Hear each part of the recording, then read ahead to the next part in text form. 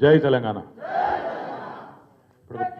ఇప్పుడు ఒక పెద్ద సమస్య ఉంది. ఎందుకంటే ఇంతమంది మాట్లాడిన తర్వాత మాట్లాడాలంటే ఏం లేదు వాస్తవం చెప్పాలంటే. ఇక కాకపోతే మరి మైక్ ఇచ్చిండ్రు కాబట్టి తప్పదు. అందుకని ఇటువంటి మీటింగ్లకు పోయినప్పుడు ముందే నా బిడ్డని అడుగుతా నేను ఏం మాట్లాడాలని.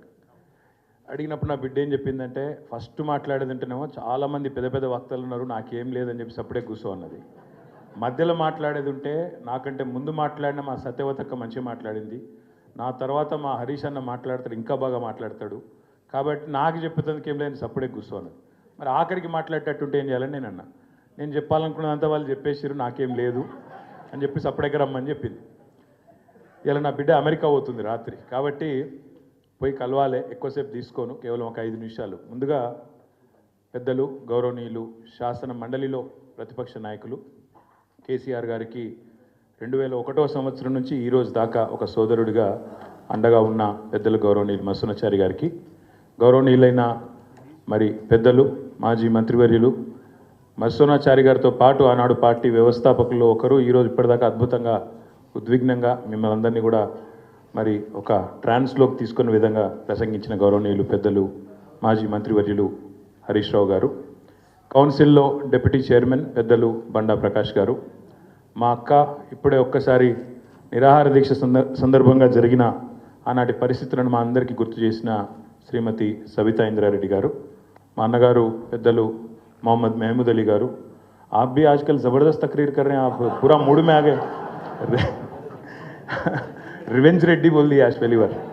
అట్లాగే గౌరవనీయులైన పెద్దలు అన్నగారు పొన్నాల లక్ష్మయ్య గారు, మా శ్రీనివాస్ గౌడ్ అన్న, సునీతక్క, సత్యవతక్క, గోపాల్ అన్న, మా కొప్పుల ఈశ్వరన్న, కర్ణె ప్రభాకర్ అన్న, ప్రశాంత్ అన్న, యాదన్న, రవన్న, వెనక కూర్చున్న మా ఎమ్మెల్యేలు, మా మాజీ ఎమ్మెల్యేలు, జర పేర్లు ఎవరో చెప్పలేదు ఏమనుకోకుర్రి, అందరికీ వేదిక ముందున్న మా అన్నదమ్ములకు, ఆడబిడ్డలకు, పాత్రికేయ మిత్రులకు పేరు పేరున హృదయపూర్వకంగా నమస్కారాలు. మాట్లాడిన ప్రతి వక్త, ప్రతి నాయకుడు ఒక మాట అన్నారు, ఇబ్బంది ఏదో ఉన్నది అని. కానీ ఒక్కసారి దయచేసి నేను మిమ్మల్ని ప్రార్థిస్తున్నా, ఇబ్బంది నిజంగా ఏమున్నది మనకు? కేసీఆర్ గారు 2001లో పార్టీ పెట్టినప్పుడు ఆ రోజు ఉండే ఇబ్బందులతో పోలిస్తే ఈరోజు మనం కూర్చున్న ప్లాట్ఫామ్లో ఈరోజు మనం ఉన్న పరిస్థితులు ఏమి ఇబ్బంది? ఇది ఇబ్బందే కాదు, అదొక లొట్టపీస్ కేసు, వాడొక లొట్టపీస్ ముఖ్యమంత్రి, చేయగలిగేది ఏమీ లేదు, ఇబ్బంది లేదు, మన లేదు. మీరు అనవసరంగా ఇబ్బంది అన్న మాట దయచేసి మీరు మాట్లాడకూడదు పబ్లిక్ వేదికల మీద. ఎందుకంటే ఇబ్బంది ఏముంది? కేసీఆర్ గారు ఆనాడు కడుపు మార్చుకొని తెలంగాణ వచ్చుడో కేసీఆర్ సచ్చుడో, తెలంగాణ జైత్రయాత్రనో కేసీఆర్ శవయాత్రనో అని కూర్చున్నాడు చూడు, గా ఇబ్బంది ముందుకి ఇది ఏమి ఇబ్బంది నాకు అర్థం కాదు. మా తమ్ముళ్ళు కేసీఆర్ గారు నిరాహార దీక్ష కూర్చున్నా నాకు యాదుకుంది, ఉస్మానియా యూనివర్సిటీలో మా తమ్ముడు సుమన్ కానీ, ఎర్రోల సీను కానీ, ఇంకా మిగతా విద్యార్థి నాయకులు వాళ్ళ ఈపులు విమానం మూత మోగినాయి, 56, 60 లాఠీ దెబ్బలు పడితే ఒక్కొక్కరిని ఈపు కాలిపోయింది, కమిలిపోయింది. గా ఇబ్బందుల ముందు ఇదేం ఇబ్బంది? ఒక సిరిపురం యాదయ్య, ఒక శ్రీకాంతాచారి ఒంటి మీద పెట్రోల్ పోసుకొని, మనము చిన్న సురుకంటితేనే అయ్యా అవ్వ అంటాం, ఒంటి మీద పెట్రోల్ పోసుకొని భగభగ మండుతుంటే వాళ్ళు పోలీసుల మీద కురికిన చూడు, ఆ ఇబ్బంది ముందుకి ఇదేమి ఇబ్బంది? ఇబ్బంది అనేది లేనే లేదు. నేను మళ్ళీ చెప్తున్నా, అదో లొట్టపీస్ కేసు, వాడొక లొట్టపీస్ ముఖ్యమంత్రి, పీకేదేమీ లేదు. కాబట్టి మీరెవరు ఆ మాట మాట్లాడవచ్చు. ఇంకొక మాట కూడా నేను చెప్తా ఉన్నా, ఇబ్బంది అంటే కేసీఆర్ గారు పార్టీ పెట్టినాడు అగమ్య గోచరం, తెలంగాణ వస్తుందో రాదో తెలియదు, మజిల్ పవర్ లేదు, మనీ పవర్ లేదు, మీడియా పవర్ లేదు, తెలంగాణ సమాజం ఒక్కటిగా లేదు. అట్లాంటి పరిస్థితుల్లో, అగమ్య గోచరమైన పరిస్థితుల్లో ప్రజల కోసం, తెలంగాణ రాష్ట్రం కోసం తన జీవితాన్ని అంకితం చేసి ఆఖరికి సావు నోట్లో తలబెట్టి తెలంగాణ తెచ్చిన నాయకుడు కేసీఆర్. అట్లాంటి కేసీఆర్ తయారు చేసిన సైనికుడిగా, కేసీఆర్ రక్తం పంచుకొని పుట్టిన బిడ్డగా ఇది ఇబ్బంది కానే కాదు. మనం ఎవ్వరం కూడా బాధపడాల్సిన అవసరం లేదు. నేను మిమ్మల్ని కోరేది, ప్రార్థించేది ఒకటే, ఈరోజు రాష్ట్రంలో ఒక 3D పాలన నడుస్తున్నది. 3D ఏంటిదా? 3D, మొదటి డి డిసెప్షన్, డిసెప్షన్ అంటే మోసం. రెండవ డి డిస్ట్రాక్షన్ అంటే అటెన్షన్, మన అటెన్షన్ మళ్ళించుడు. మూడవ డి డిస్ట్రక్షన్, విధ్వంసం. ఈ 3 జరుగుతున్నాయి. డిసెప్షన్ అంటే ఏంది? ఇప్పుడు హరీష్ రావు గారు చెప్పారు, హేమంత్ సోరెన్ గారు మొన్ననే గెలిచిండు జార్ఖండ్లో, కానీ నిజాయితీ గల నాయకుడు కాబట్టి, నిజాయితీ గల బిడ్డ కాబట్టి, జార్ఖండ్ రాష్ట్ర ఏర్పాటు కోసం వాళ్ళ నాన్నగారు శిబు సోరెన్తో పాటు కొట్లాడిన బిడ్డ కాబట్టి, ఆ ప్రజల మీద ప్రేమ ఉంది కాబట్టి, ఆ రాష్ట్రం మీద ప్రేమ ఉంది కాబట్టి, నిజాయితీ ఉన్న ఒక గిరిజన బిడ్డ కాబట్టి, ఇచ్చిన మాట నిలబెట్టుకోవాలనే సోయున్నోడు కాబట్టి వెంటనే 2500 ఇస్తాడు మొదటి నెల నుంచి. అది నిజాయితీ.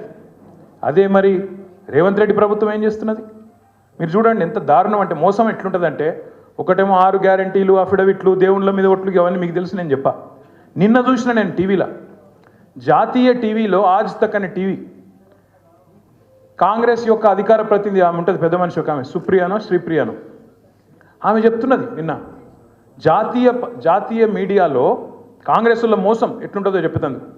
మరి మీరు మళ్ళా ఢిల్లీలో మాటిస్తుండ్రు, మహిళలకు ఏదో ప్యారీ బెహనా స్కీమ్ అని పెడుతుండ్రు, నెలకు 2500 ఇస్తామంటుండ్రు, ఎక్కడ నన్ను ఇచ్చిండ్రా 5 వరకు అని అడిగింది ఆమె. అడిగితే ఆమె ఏమంట దొరికినా, తెలంగాణలో 90 లక్షల మంది ఆడబిడ్డలకు నెలకు 2500 మా ప్రభుత్వం ఇస్తున్నది, నెలకు టంచన్గా ఇస్తున్నదని ఆడ గంటాపదంగా మోసం చేస్తూ అబద్ధాలు చెప్తా ఉన్నారు. మరి ఇంతకంటే మోసం, ఇంతకంటే దగ ఉంటుందా? అంటే ఇక్కడ ఇయ్యనిది ఇచ్చినట్టు, ఉన్నది లేనట్టు, ఏదో ఒక ఊహాజనితమైన మోసపూరితమైన ప్రపంచ నిర్మాణం చేయడం. ఇక రెండవది విధ్వంసం. నిజంగా మనకున్న ఇబ్బంది ఏ పాటి ఇబ్బంది? ఇక్కడ హైదరాబాదితులు వచ్చి ఇల్లు కోల్పోతుంటే ఏడ్చిలు చూడు, వాళ్ళ ఇబ్బంది ముందు మనది ఏమి ఇబ్బంది? ఇవాళ లగచర్లలో రైతులు భూములు ఇవ్వకపోతే తీసుకుపోయి 40 రోజులు గిరిజన రైతులను జైల్లో పెట్టిన చూడు, వాళ్ళ ఇబ్బంది ముందు మనది ఏమి ఇబ్బంది? కాబట్టి ఇవాళ ఈ ప్లాట్ఫామ్లో మన పార్టీ 25వ సంవత్సరంలో అడుగు పెడుతున్న ఈ సంవత్సరంలో మనకి ఇదేం పెద్ద ఇబ్బంది కాదు. కేసులు అనేది అసలు ఇష్యూయే కాదు. మనం చేయవలసింది ఈరోజు ఒకటి, జనవరి 8వ తారీఖు ఈరోజు. ఇంకా సంవత్సరం మొత్తం మనం ముంగటుంది. ఇంకా 360 రోజులు, దాదాపు 358 రోజులు మనం ముంగటున్నాయి. ఈ 350 రోజులు మనం చేయాల్సిన పనుల్లో ఒకటే, రైతు భరోసా విషయంలో రేవంత్ రెడ్డి చేస్తున్న మోసాన్ని ప్రతి రైతుకు అర్థమయ్యే విధంగా, అరటి పండు ఒలిచి నోట్లో పెట్టినంత మంచి సులువుగా ఇంటింటికి, గల్లి గల్లికి, గడప గడపకు పోయి రైతులకు జరుగుతున్న మోసం చెప్పాలి. ఎట్లా రేవంత్ రెడ్డి ప్రభుత్వం ఒక్కొక్క ఎకరానికి 17,500 రూపాయలు రైతులకు బాకీ ఉన్నదో బరాబర్ చెప్పాలి.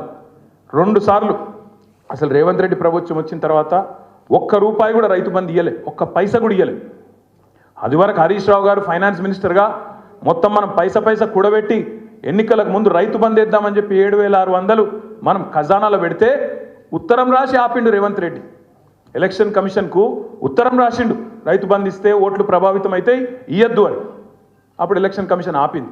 అదే పైసలు, మనం కూడబెట్టిన పైసలు, మన ప్రభుత్వంలో మనం ట్రెజరీలో పెట్టిన పైసలు 4 నెలలు సతాయించి, నాట్లు వేసేటప్పుడు పడాల్సిన పైసలు ఓట్లు వేసేటప్పుడు వేసిండు ఎలక్షన్లలో. అది తప్ప ₹1 కూడా రైతుకి ఇచ్చింది లేదు. ఇక రుణమాఫీ విషయం మీకు తెలుసు. రుణమాఫీ అంత మోసం. ప్రతి దేవుని మీద ఒట్లు పెట్టిండు, కనబడ్డ దేవుళ్ళందరి మీద ఒట్లు పెట్టిండు, కానీ ఇంతవరకు రుణమాఫీ కాలే. మొన్న అసెంబ్లీలో అడిగిన నేను, పోదాంపా మరి మీకు కొండారెడ్డిపల్లె పోదామా, కొడంగల్ పోదామా, ఒక్క దగ్గర నన్న 100% రుణమాఫీ అయిందని చెప్పి రైతులు చెప్తే రాజకీయ సన్యాసం తీసుకొని రాజీనామా చేసి ఆడికెళ్ళి పోతామని చెప్పినాం. కానీ కుయ్యి లేదు, కయ్యి లేదు. ఎందుకంటే ఆయనకు కూడా తెలుసు, పోని పాపం ఆ పార్టీలోకి అబద్ధాలు చెప్పుట్ల ట్రైనింగ్ అన్న సక్కగా ఇచ్చినట్టు అది కూడా ఇవ్వలేదు. ఒక ఎమ్మెల్యే లేచిండు పెద్దపల్లి, ఆయన లేచి మీరు రాండ్రి ఇప్పుడే పోదాం, మా పెద్దపల్లిలో 60% 70% అయిందని చెప్పిండు. మేము చెప్పింది గదేరా నాయన, మొత్తం కాలేదు, ఇదేమేం చెప్పింది మీ ముఖ్యమంత్రి 100 అంటుడు, నువ్వు 60 అంటూ నువ్వు కింద పోతే చారాన కాలే, సిగ్గు లేకుండా మాట్లాడుతుండే మళ్ళీ సపరేట్గా నోరు మూసుకొని కూర్చున్నారు. ఇక ఈ మోసం చెప్పాలి. రుణమాఫీ ఏమైంది, రైతు భరోసా ఏమైంది, కౌలు రైతులను కలవరిచ్చిండప్పుడు. కౌలు రైతులు 22 లక్షల మందికి ఉత్తరం రాస్తున్నా, కేసీఆర్ ఇస్తలేడు మీకు, నేను ఇస్తా అన్నావు, ఏమైంది అని అడగాలి. ఇది మర్చిపోని కేసు. ఈ కేసు నేను కొట్లాడతా, మనకు మంచి లాయర్లు ఉన్నారు, జోర్దార్ లీగల్ సెల్ ఉన్నది, ఆ కేసు సంగతి మేము చూసుకుంటాం. మీరు దాని గురించి మర్చిపోండి, దాని గురించి ఆందోళన చేయాల్సిన అవసరమో బాధపడాల్సిన అవసరమో లేనే లేదు. మీరు చేయవలసింది, మనం చేయవలసింది బీఆర్ఎస్ పార్టీగా తెలంగాణ ప్రజలకు ఒక రక్షణ కవచంలాగా నిలబడి ఈ సంవత్సరం మొత్తం ఈ మోసపూరిత కాంగ్రెస్ ప్రభుత్వం యొక్క భరతం పట్టే విధంగా ముందుకు పోదాం.